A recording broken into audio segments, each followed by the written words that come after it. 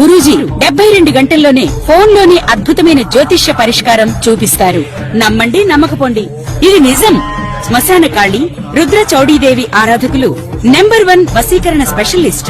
గురూజీ మనిషి పుట్టుక నుండి చనిపోయే వరకు వచ్చే అన్ని క్లిష్టమైన సమస్యలకు పరిష్కారం ఇక్కడ లభిస్తుంది. విద్య, ఉద్యోగం, వ్యవహారం, స్త్రీ ప్రేమ, పెళ్లి, సంతానం, స్త్రీ పురుష వశీకరణం, భూవశం, భార్యాభర్తల కలహాలు, కోర్టు సమస్యలు, విడాకుల సమస్యలు, చేతబడి, అప్పుల బాధ, ఇంకా మీకు ఎలాంటి సమస్యలు ఉన్నా 72 గంటల్లోనే శాశ్వత పరిష్కారం చేయబడును. ఓం మహాగణాధిపతయే నమః. ఓం గురుభ్యో నమః. ఓం శ్రీమాత్రే నమః. పరమేశ్వర స్వరూపమైనటువంటి జ్యోతిష, వాస్తు మరియు ఇతర అనేకమైనటువంటి శాస్త్రములను మనకు అందించినటువంటి మహర్షులకి నమస్కారం. హయగ్రీవ హయగ్రీవ హయగ్రీవేతియో వదేత్ తస్స నిస్సరతే వాణి జన్హుకన్యా ప్రవాహవత్. అరుణాం కరుణాతరంగితాక్షీం ధృతపాశాంకుశపుష్పబాణచాపాం అనిమాదిభిరావృతాం మయూకైః అహమిత్యేవ విభావయే భవానీం. శ్రీమాత్రే నమః. ప్రేక్షకులకి ఆ లలితాంబిక అమ్మవారి యొక్క అనుగ్రహం పరిపూర్ణంగా కలగాలని మనస్ఫూర్తిగా కోరుకుంటూ మనం ఈరోజు చెప్పుకోబోయే టాపిక్ ఏమిటంటే, ప్రతి సంవత్సరము మారుతున్నప్పుడల్లా ప్రతి ఒక్కరికి కూడా ఒక ఆశ. ఈ కొత్త సంవత్సరం వస్తుంది, 2025 వస్తుంది, లేదా 2026 వస్తుంది, ఇప్పుడైనా నా జీవితం ఏమైనా మారుతుందా? ఆంగ్ల సంవత్సరం వదిలిపెట్టిన తర్వాత ఉగాది నుంచి నా జీవితం ఏమైనా మారుతుందా అని ఎదురు చూస్తూ ఉంటారు. ఇక్కడ 2 విషయాలు గుర్తుపెట్టుకోండి. మనము ఎక్కడికైనా వెళ్ళాలంటే మనం ప్రయాణం చేయాలి. మనం ప్రయాణం చేస్తే వచ్చేవి కొన్ని ఉంటాయి, మనం ఒక దగ్గర ఉన్నా కూడా కాలం కొద్దీ మారేవి కొన్ని ఉంటాయి. కాలంలో మరి జరిగేటువంటి మార్పుల ద్వారా మన జీవితాలు కొంత మారుతూ ఉంటే, మనం చేసే ప్రయాణం ద్వారా, మనం తీసుకునే నిర్ణయాల ద్వారా, మనం ఉపాసించేటువంటి దేవతా స్వరూపాల ద్వారా, మన ఆలోచన విధానం ద్వారా కొంత మారుతూ ఉంటుంది. ఆ రకంగా ప్రతి ఒక్కరికి కూడా ఫలానా నక్షత్రం నాదండి, ఫలానా రాశి నాది, ఫలానా లగ్నం నాది అని చెప్తూ ఉంటారు. అందులో పర్టికులర్గా నక్షత్రము, రాశి అనేటువంటి నక్షత్రం 24 గంటలు ఉంటే, రాశి 2.5 రోజులు ఉంటుంది. ఒక 2.5 రోజులకి ఒక రాశి మారుతూ ఉంటారు చంద్రుడు. కానీ లగ్నం 2 గంటల అటు ఇటుగా, 2 గంటలకి ఒక 5-10 నిమిషాలు అటు ఇటుగా ఉంటుంది ప్రతి లగ్నం కూడా.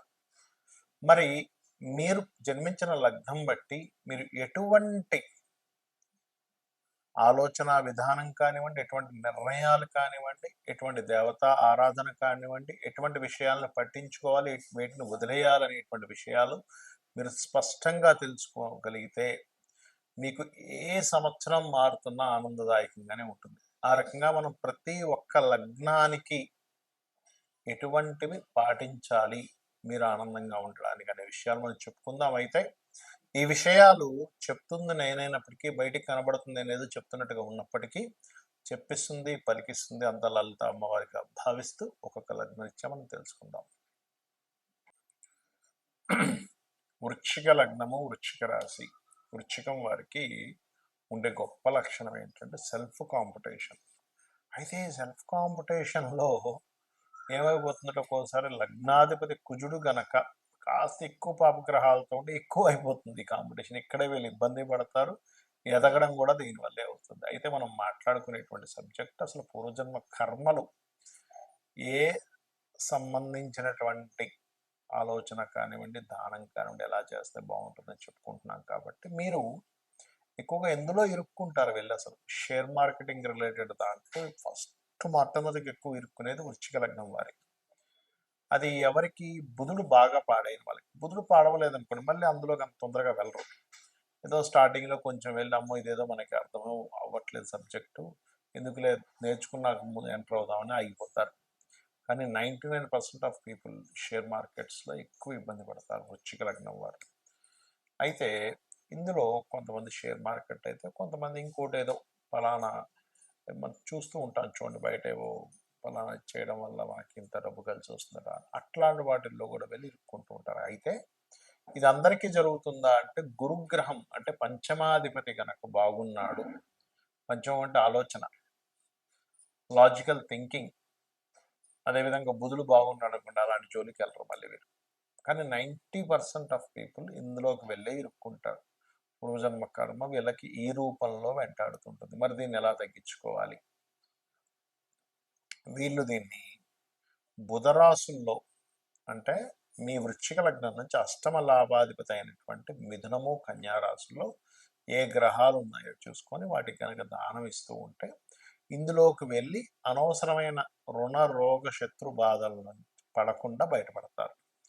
మొట్టమొదటిగా పెసలు దానంగా ఇస్తూ ఉండాలి. గుర్తుపెట్టుకునే పెసలతో పాటు మీకు మిథున కన్య రాశిలో ఉండే ఏ గ్రహాలైతే ఉన్నాయో ఆ గ్రహాలకు సంబంధించిన దానం ఇవ్వడం ద్వారా కూడా మీరు ఈ యొక్క విషయం నుంచి ఖచ్చితంగా బయటపడిపోతారు. ఇంకా అందులో సందేహం లేదు. వీరికి ధనాధిపతి పంచమాధిపతి గురువు కాబట్టి సర్వసాధారణంగానే వీళ్ళకి గురువు బాగున్నాడంటే వీళ్ళకి వివాహమై సంతానం కలిగినప్పటి నుంచి పెరుగుతుంది గ్రోత్. అయితే వీలున్నప్పుడల్లా కూడా దక్షిణామూర్తి స్తోత్రాన్ని పఠించడం, లేదంటే నాకు దక్షిణామూర్తి స్తోత్రం రాదు, ఏదైనా సింపుల్గా చెప్పగలరా అంటే ఓం దక్షిణామూర్తయే నమః. ఈ నామం వల్ల కలిగే ఫలితం ఏమిటంటే సహజంగానే గురువు పంచమాధిపతి అయినందుకు మంచి ఆలోచన విధానం వీరికి ఉంటుంది, అందులో ఎటువంటి సందేహం లేదు. మంచి వాక్చాతుర్యం కూడా ఉంటుంది. ధనాధిపతి వాక్కు అధిపతి అయ్యాడు కాబట్టి ఎక్కడైనా బ్లాకేజెస్ ఉన్నా, గురుగ్రహం కొంచెం డౌన్లో ఉన్నా ఈ మంత్రం చేయడం ద్వారా ఆలోచన విధానంతో పాటు ధన అభివృద్ధి కూడా వీరికి కలుగుతుంది. ఇక్కడ ఏ గ్రహం అంటే ఏ దానము, ఇక్కడ దానాలు రెండు రకాలుగా ఉంటాయి. చాలా మంది అడుగుతుంటారు, ఏమండి మేము ఆలయంలో పురోహితులకే ఇవ్వాలా, పేదవాళ్ళకి కూడా ఇవ్వచ్చా? ఖచ్చితంగా ఇవ్వచ్చు. కాకపోతే దాని ఫలితంలో మార్పు ఉంటుంది. అంటే ఎలా అంటే చిన్న ఎగ్జాంపుల్ చెప్తాను చూడండి. మీరు మీ దగ్గర కొంత ధనం ఉంది ఉదాహరణకి, ఆ ధనాన్ని తీసుకెళ్ళి మీ అకౌంట్లో వేయడం ఒక ఎత్తు, అది మీ అకౌంట్లో జమ అవుతుంది. ఆ ధనాన్ని తీసుకెళ్ళి మీ యొక్క అప్పు తీర్చడం మీ ధనమే, కానీ ఇక్కడ ఎవరికి ఇస్తున్నారు? మీ యొక్క క్రెడిట్ కార్డు వాడికి ఇస్తున్నాడు, క్రెడిట్ లైన్ తగ్గుతుంది. ఇక్కడేమో మీరు జమ చేసుకుంటున్నారు బ్యాంకులో. ఇదే ధనం మీరు ఇద్దరికి ఇచ్చినప్పుడు ఎలా అయితే తేడా ఉంటుందో, పేదవాళ్ళకి ఇచ్చినప్పుడు ఇచ్చేటువంటి ఫలితం పరమేశ్వరుడు ఒక రకంగా ఇస్తాడు. ఈ పురోహితులకి ఇచ్చినటువంటిది ఏదైతే ఉంటుందో గ్రహరూపేణ దోషం పోవాలని, అప్పుడు మరొక ఫలితం వస్తుంది మనకి. ఇప్పుడు గ్రహదోషం పోవాలి, 6వ స్థానంలో పలానా గ్రహం ఉంది, రవి ఉన్నాడు ఉదాహరణకి, అప్పుడు గోధుమలు దానం. పురోహితుడికి ఇస్తున్నారు అనుకోండి, దేనికి ఇస్తున్నాము అంటే మీరు పూర్వజన్మల్లో తెలుసో తెలియకో చేసినటువంటి ఒక కర్మ చేశారు, అది మీకు తెలియదు, అది బ్యాడ్ కర్మ అని కూడా మీకు తెలియదు, ఏదో చేసేసారు. ఆ బ్యాడ్ కర్మ సంబంధించినటువంటిది ఏదైతే ఉందో దాని దోషం ఒక గ్రహ రూపంలో, ఒక సాఫ్ట్వేర్ రూపంలో మనకు వచ్చింది. అప్పుడు ఆ గోధుమలు తీసుకెళ్ళి పురోహితుడికి, అది కూడా నిత్య సంధ్యావందనం చేసే వారికే ఇవ్వాలి. ఎందుకంటే వాళ్ళకి మాత్రమే మీరు ఇచ్చినటువంటి దానాన్ని స్వీకరించి మరలా సంధ్యావందనం చేయడం ద్వారా అది అక్కడికి పోతుంది. అలా మీ సంకల్పం చెప్పుకొని, ఇందులో కూడా చాలా వేరియేషన్స్ ఉన్నాయి. చాలామంది ఏమంటుంటారంటే నాకు ఫోన్ చేసి, ఏమండి టెంపుల్కి వెళ్ళాము దానం ఇద్దామని, అక్కడ ఆ మూలం పెట్టేసి వెళ్ళిపోండి అన్నారు. అలా ఇస్తే మనకి ఫలితం వస్తుందా అని అడుగుతుంటారు. నేను ఒకటి చెప్తాను, మీరు ఒక బ్యాంక్ వెళ్ళారు, మీది ఏదో ఎందులోనో ఒక బ్యాంకులో మీకు అకౌంట్ ఉంది, అక్కడికి వెళ్ళి ఆ బ్యాంకులో ఒక మూలం ధనాన్ని పెట్టేసి వచ్చేసారు. మీరు మీ అకౌంట్లోకి వెళ్తుందా? వెళ్ళదు. ఎందుకు వెళ్ళదు అంటే మీరు ఆ బ్యాంక్కి వెళ్ళాలి, అక్కడ లైన్లో నిలబడాలి, రిసిప్ట్ రాయాలి, కౌంటర్లో ఇవ్వాలి, వాళ్ళు అందులోపల దాన్ని ఫీడ్ చేసుకొని మీకు ఒక రిసిప్ట్ ఇస్తారు. మళ్ళీ ఎస్ మీ అకౌంట్లోకి 10,000 రూపాయలు వెళ్ళాయి, ఈ 5 రూపాయలు వెళ్ళాయి, ఈ 500 రూపాయలు వెళ్ళాయి, ఓ 1,00,000 రూపాయలు వెళ్ళిందని మీరు వాళ్ళు రాసుకుంటారు. అప్పుడే మీకు అకౌంట్లోకి వస్తుంది, మీకు మెసేజ్ వస్తుంది. అంతేగాని ఏదో మూలం పెట్టేసి మీకు రాదు కదా. అలాగే అలా ఎవరైనా చెప్తే దాన్ని అలా చేయకండి, దానివల్ల మీకు ఎటువంటి ఉపయోగం ఉండదు. గుర్తుపెట్టుకోండి, బ్రాహ్మణుడికి దానం తీసుకొని జపం చేయడం ద్వారా ఆయనకు కూడా కొంత ఫలితం వస్తుంది.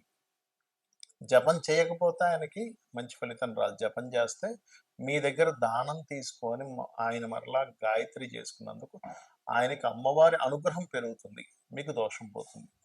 కాబట్టి ఈ రకంగా మరి పేదవాళ్ళకి దానం ఇవ్వడం ద్వారా ఎటువంటి ఫలితం వస్తుంది? ఇది పుణ్యాన్ని పెంచుతుంది. అంటే ఇదేంటి, అకౌంట్లో బ్యాలెన్స్ వేయడం లాంటిది. అంటే నెక్స్ట్ జన్మకి మీకు ఒక పుణ్యం పెరుగుతుంది పేదవాడికి ఇచ్చినందుకు. అందుకే కదండి మానవ సేవే మాధవ సేవ అంటూ ఉంటారు. అంటే ఎవరికో పాపం ఆకలితో ఉన్నాడు ఒక వ్యక్తి, తీసుకెళ్లి భోజనం పెట్టించడం, లేదు ఒక పేదవాడు వాళ్ళ పిల్లలకి స్కూల్ ఫీజులు కట్టలేకపోతున్నాడు, ఇవి 2000 తీసుకెళ్లి ఫీజు కట్టేసి అనడం. అంటే నిజంగా అందులో మళ్ళీ అపాత్ర దానం అంటారు. అంటే ఆల్రెడీ బాగా కడుపు నిండున్నవాడికి వాడి తీసుకెళ్ళి అన్నదానం పెడితే మీకు ఎటువంటి ఫలితం రాదు, గుర్తుపెట్టుకోండి. కాబట్టి అపాత్ర దానం చేయకుండా నిజంగా ఇబ్బంది పడుతున్నారు, పాపం వాళ్ళకి వేరే స్కోప్ లేదు, అటువంటి వారికి ఒక వస్త్రం ఇచ్చాం, అది ఖచ్చితంగా మీకు ఆ పరమాత్మ మీకు వచ్చే జన్మల్లో ఇది పుణ్యంగా మారుతుంది, ఇది గుర్తుపెట్టుకోండి. వీటితో పాటు పితృదేవత ఆరాధన. చాలామంది అంటుంటారు, ఏమండి మాకు లేదండి, మా మా ఇంట్లో సాంప్రదాయం లేకపోవడం ఏంటి, తల్లికి తండ్రికి తాతలకి మీరు పెట్టడానికి. కాబట్టి అలాంటివి ఏమి కదా, అందరికీ ఉంటుంది పితృదేవత ఆరాధన అనేటువంటిది. అది ఫస్ట్ మొట్టమొదటిగా మీరు భావించాలి. అలాగే ఒక్కొక్క గ్రహానికి ఒక దానం అని చెప్పి ఇందాకన్నాను. దానికి పర్టికులర్గా మీకు రవికి అయితే గోధుమలు, ఎరుపు రంగు వస్త్రము లేదా ఆరెంజ్ కలర్ వస్త్రము, చంద్రుడికైతే స్వచ్ఛమైనటువంటి బియ్యం. మీరు ఎప్పుడు ఏ దానం ఇస్తున్నా కానీ అది మీరు తినడానికి ఎంత శుభ్రమైనటువంటిది తెచ్చుకుంటారో అంత శుభ్రమైనటువంటిదే ఇవ్వాలి, ఎందుకంటే మీరు ఇచ్చే పదార్థాన్ని బట్టి ఫలితం ఉంటుంది. కాబట్టి చంద్రుడైతే బియ్యము. కుజగ్రహ సంబంధించిన దోషం ఉంది, కందులు, ఎరుపు రంగు వస్త్రము. బుధగ్రహానికి సంబంధించినటువంటి బలాన్ని పెంచుకుందాం అనుకుంటున్నారు, దోషం తగ్గించుకుందాం అనుకుంటున్నారు, పెసలు దానంగా ఇవ్వాలి. గురుగ్రహానికి శనగలు, పసుపు రంగు వస్త్రము. అదేవిధంగా శుక్రగ్రహానికి బొబ్బర్లు, తెలుపు రంగు వస్త్రము. అదేవిధంగా శనికి నువ్వులు, నీలం రంగు వస్త్రము. కొంతమంది నల్ల నువ్వులు వద్దు తెల్ల నువ్వులు అంటున్నారండి, కొంతమంది నల్ల నువ్వులు ఇవ్వాలంటున్నారు. అంటే ఒకటి గుర్తుపెట్టుకొని, నువ్వులు ఇవ్వాలి. అయితే తెల్ల నువ్వులు ఎందుకు ప్రిఫర్ చేస్తామంటే వాళ్ళు తినడానికి యోగ్యవంతంగా ఉన్న నల్ల నువ్వులు అయితే అలాగా తినలేరు కదా, అది ఎక్కువగా వేస్టేజ్ అయిపోతుంది అనేటువంటి భావనతో తెల్ల నువ్వులు ఇవ్వాలని చెప్తూ ఉంటాం. అదేవిధంగా రాహువుకి అయితే మినుములు, కేతువుకి అయితే ఉలవలు దానంగా ఇవ్వండి. ఈ దానం ఇచ్చేటప్పుడు కూడా నాకేదో డబ్బులు ఉన్నాయి కాబట్టి ఇక్కడ ఏదో ఇంకా ఈ కార్యక్రమాన్ని చేయాలి కాబట్టి ఇస్తున్నాం అనే భావనతో ఇచ్చారంటే 1% కూడా మీకు ఫలితం రాదు. తీసుకునే వ్యక్తి కూడా అబ్బాబా ఇదేదో నాకు ఇదంతా ఈ దోషాన్నంతా నాకు అంటగడుతున్నాడు అనే భావంతో తీసుకున్నా కూడా అక్కడ సరిగా ఫలించదు. అంటే ఇచ్చేవాడికి ఫలించదని కాదు, తీసుకునే వ్యక్తికి అది సరైనటువంటి ధర్మాన్ని పాటించనట్టుగా అర్థం, దాని అర్థం. కాబట్టి మీరు ఈశ్వర స్వరూపంగా భావిస్తూ ఆ యొక్క పురోహితుడికి కానివ్వండి, పేదవాడికైనా సరే ఈశ్వర స్వరూపంగా భావిస్తూనే మీరు ఆ దానాన్ని ఇవ్వాలి. రెండవది, చక్కగా మంత్రం చదివి మీరు ఇస్తున్నప్పుడు తీసుకునే వ్యక్తి కూడా నాకు చాలా గొప్ప పనిని ఆ ఈశ్వరుడు నాకు చూపించాడు, ఆ ఈశ్వరుడు నాకు ఈ పని చేయమని చెప్పాడు అనే భావంతో తీసుకొని చక్కగా గాయత్రి చేసుకోవాలి. మరొక విషయం ఏంటంటే, నిత్యము అంటే ఎటువంటి గ్రహస్థితి ఉన్నా గుర్తుపెట్టుకోండి, మీకు జాతక చక్రం తెలియదండి, నాకు ఏంటో పరిస్థితి అర్థం కావట్లేదు, నాకు ఏ దశ నడుస్తుందో, ఎల్నాడు శని నడుస్తుందో, కేతువో రాహు అర్థం కావట్లేదు అనుకునేవారు ఒకటే చెప్తానండి, నిత్యము ఉదయము సాయంత్రము దీపారాధన చేయండి, పంచోపచార పూజ చేయండి. గంధం, పుష్పం, ధూపం, దీపం, నైవేద్యం. నైవేద్యం మీరు ఏదైనా పెట్టచ్చు, ఇదే పెట్టాలి ఇదే అడుగుతుంది అమ్మవారు అనేటువంటిది లేదు.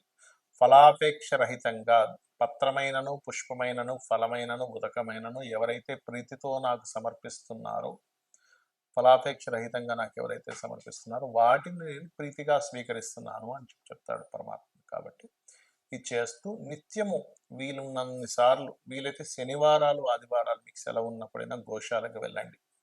ఒక్క దేవత ఆలయం మీకు చుట్టుపక్కల ఏదైతే ఉంటుందో, మీ ఇంటికి దగ్గరలో ఏది ఉంటుందో ఆలయానికి ఒక్కసారి అలా వెళ్ళి ఒక ప్రదక్షిణం చేసుకొని చక్కగా దేవుణ్ణి స్మరణ చేసుకొని ఒక 2 నిమిషాలు కూర్చొని వచ్చేసేయండి చాలు. ఇవి గనక మీరు చేయగలిగారు 100% మీకు ఏ ఇంగ్లీష్ సంవత్సరం మారుతున్నా, లేదా ఇప్పుడు ఈ సంవత్సరం అండి, ఇప్పుడు తెలుగు సంవత్సరం ఇది మారింది, ఈ సంవత్సరం ఎలా ఉంటుంది, ఇవేమీ మీరు భయపడాల్సిన పని లేదు. 100% సర్వదేవతల యొక్క అనుగ్రహము మరియు నవగ్రహాల యొక్క అనుగ్రహము, ఆ లలితాంబిక అమ్మవారి యొక్క అనుగ్రహం మీకు ఉంటుంది, కలగాలని మరోసారి మనస్ఫూర్తి కోరుకుంటూ శ్రీమాత్రే నమః.